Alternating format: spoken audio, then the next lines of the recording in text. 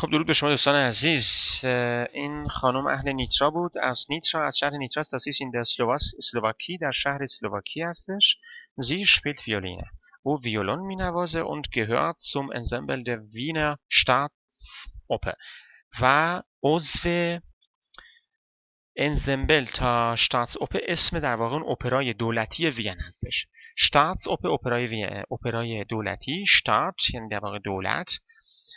شتات که در این پایین اومده میشه شهر. Sie findet Wien fantastisch. به نظر او وین معرکه است، عالیه. دو تا نقطه گذاشته، میخواد توضیح بده که چجوری عالیه.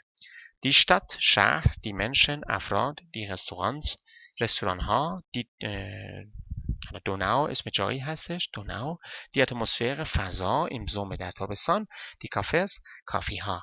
20 Uhr ساعت 8 شب hat sie heute ein Konzert. او یک کنسرت داره.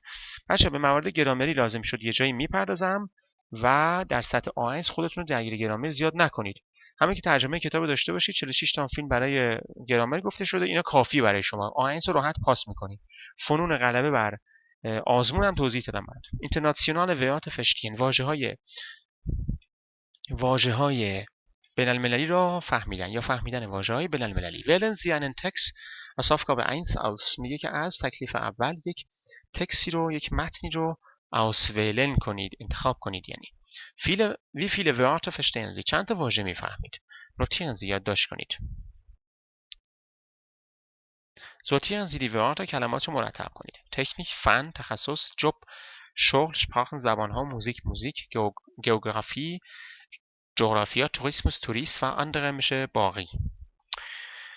اینترناسیونال ویارت دویچه ویارت، کلمات بین المللی و کلمات آلمانی. خب دویچه ویارت. eine Zeitungskollage. یک کلاژ، یک کلمه فرانسوی یعنی به هم چسبوندن. می‌بینید چند تا قطعه به هم دیگه از یه جایی میبرم و به هم میچسبونم، میشه کلاژ. خب میگه یک کلاژ یا به هم چسبان یا قطعه چسبانی روزنامه در کلاس درس ماخن انجام بدید.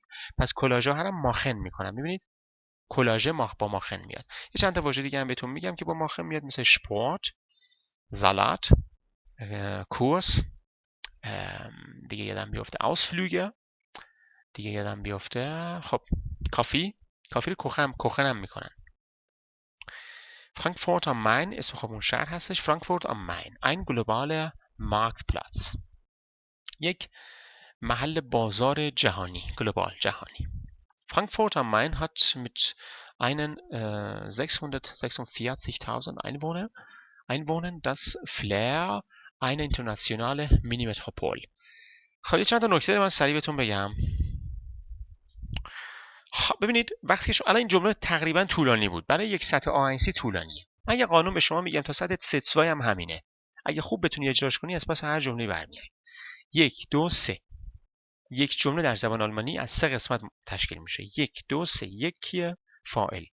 2 کیه؟ فعل کمکی. 3 چیه؟ فعل اصلی. Ich möchte kommen. 1 2 3. حالا بین möchte و kommen میتونه 10 ها کلمه دیگه ای بیاد. مهم نیست، شما 1 2 3 رو بشناس. حتی که جای اینا رو عوض کرد شما باید 1 2 3 رو بشناسی. حالا یکی میگه آقا جان مثلا ich habe gemacht، اینجا فعل کمکی نداره، مهم نیست. اینجا دیگه habe میشه دو. Ich habe gemacht. بین habe و gemacht خیلی چیزا ممکنه بیاد. مثلا ich habe heute 2 Uhr für eine Stunde Sport gemacht. ببین چند تا واژه بین habe و gemacht اومد. اصلا مهم نیست. من 1 و 2 3 رو تشخیص بدم راحت میتونم ترجمه کنم. بعد یکی گفتش که ممکن اصلا 2 قسمت باشه. ich mache درسته. اینجا باید حالا قسمت اول و دوم رو تشخیص بدی، دیگه قسمت سوم نداره. حالا من تشخیص میدم. Frankfurt am Main 1 hat 2 تموم شد. 3 نداره. بقیهش مفعول و چیزای دیگه است. خب ببینیم فرانکفورت am Main چی داره. یکی ترجمه میکنیم. با seinen 646.000 Einwohnern این خوشگله گرفته به خاطر میتکداتیوه. Einwohner جمعش همون Einwohner میشه. حالا من Einwohner میگم، شما باید بگید Einwohner. نه Einwohner. پس فرانکفورت am Main با 646,000 تا سکنش خب هات داره چی داره؟ با این 646,000 نفر جمعیتش چی داره؟ Das Flair eine internationale Mini-Metropol. متروپول میشه شهر مرکزی. مینی متروپول یعنی شهر مرکزی کوچیک. فضا و جو یک شهر مرکزی کوچیک بین المللی رو داره. 26% der Einwohner kommen aus dem Ausland. میگه 26% بین دو تا اسم زمانی که شما آرتیکل گنیتیوی دیدی اون آرتیکل گنیتیوی رو به ای کسره ترجمه کن. 26% سکنه kommen aus dem Ausland. اهل خارج هستند. Die Skiline ist ein Symbol für die Dynamik Dynamik und die Internationalität der Stadt. میگه که خط اسکی همون خطی که روش اسکی میکنه همون لاین اسکی دیگه یک سمبولی است برای پویایی و جهانی بودن شهر. Internationalität der Stadt. جهانی شهر. Frankfurt ist mit seinen Banken und dem Rhein-Main-Airport, der Basis der Lufthansa, ein globaler Marktplatz. میگه که فرانکفورت ist دو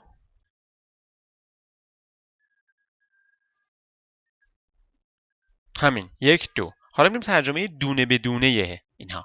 mit seinen Banken با بانکاش. چرا seinen ان گرفت؟ همون ان قشنگ است. البته در حالت جمع داتیوی هم ای ان میدیم دیگه. با بانکاش و راین ماین ایرپورت و با فرودگاهش، حالا اسمش دیگه من نمیگم اینجا. د باسیس لوفتهانزا.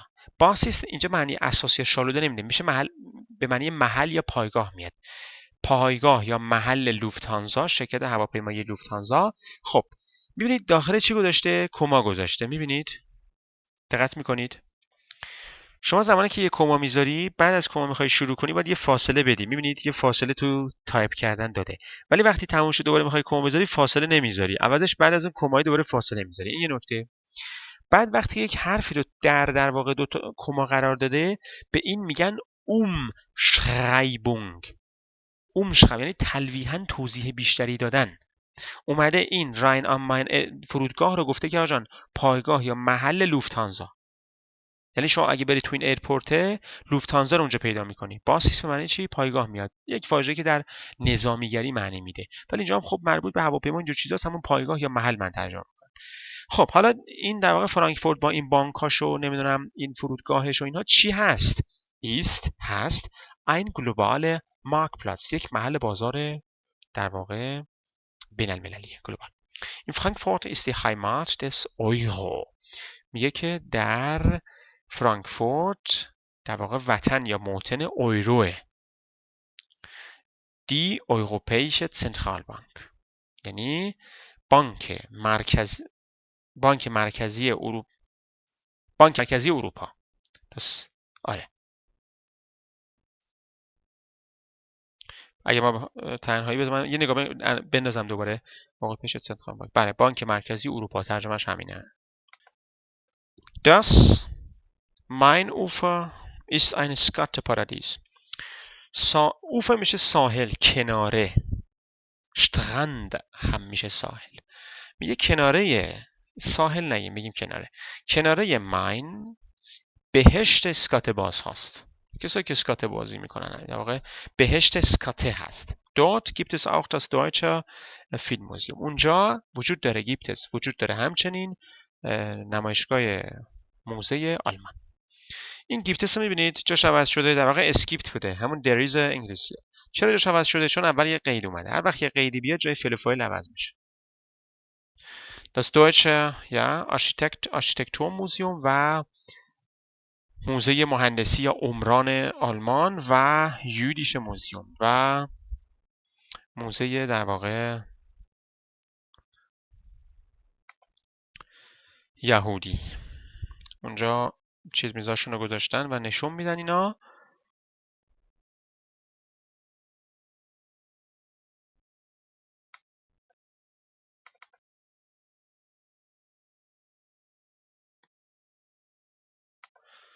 خب دوستان عزیز، من تصور کردم که در فصل اول هستیم. فصل اول تازه داره شروع میشه. در هر صورت در فیلم بعدی، چون من کتابو بررسی نکردم، کل کتابو برای سطح A1 هست دیگه، نیاز به بررسی اینا نداشت. در سطح بعدی از فصل A1 از فصل اول تازه شروع میکنیم. کافه. خیلی خب، هر جا هستید شاد و خرم باشید تا فیلم بعدی. بای بای.